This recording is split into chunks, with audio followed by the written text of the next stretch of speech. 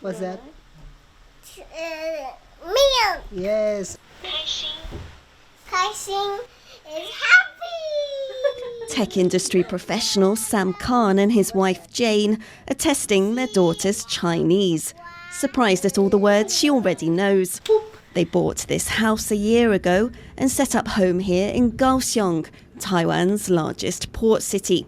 Khan gave up his Pakistani nationality to become Taiwanese, a decision he made for his daughter.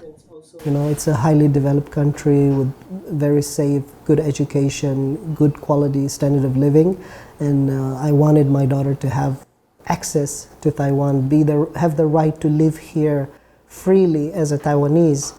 But to his frustration, 4-year-old Sarah is still not Taiwanese. She was born here to Khan and his Filipino wife before he gained citizenship. And under Taiwanese rules, she has to renounce her Filipino citizenship too, which as a child she can't do. It's my papa. Unlike Khan, of the 3,000 to 4,000 foreigners who become citizens here each year, less than 3% don't have to give up their original nationality, deemed by the government to be highly specialised or to have made a significant contribution to Taiwan. Like the late US missionary and English teacher Doris Browham, who was handed a Taiwanese passport by former President Tsai Ing-wen after 72 years in the country.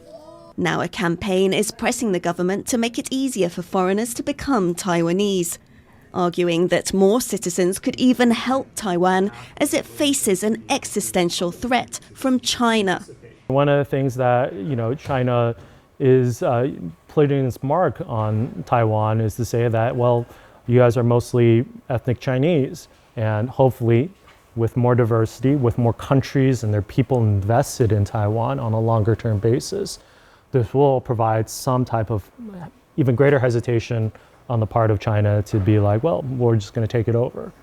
Non-profit group Crossroads says that making foreigners renounce their original nationality is unreasonable and unfair, especially as Taiwanese can have dual nationality. The push to make it easier to gain citizenship comes as Taiwan ages fast. Next year, it's set to become a super-age society, meaning that more than a fifth of its population will be 65 or over. That means higher healthcare costs, fewer working-age people to pay for them, and potentially slower economic growth. Activists say welcoming more people will help to offset all that.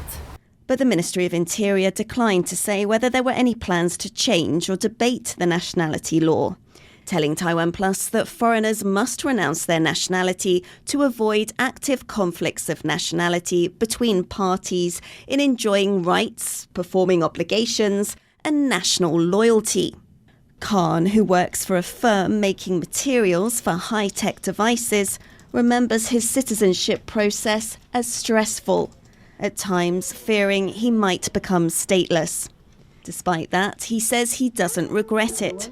And if China does one day attack and many people flee, he will stay behind. So for me, these are my people, and I would protect my home, I'd protect my city, I'd protect my neighbors, I'd protect my people. Khan hopes his new country will make it easier for others to follow in his footsteps. People born elsewhere who do not just feel at home here, but want to proudly call themselves Taiwanese. Klein, Wang and Louise for TaiwanPlus.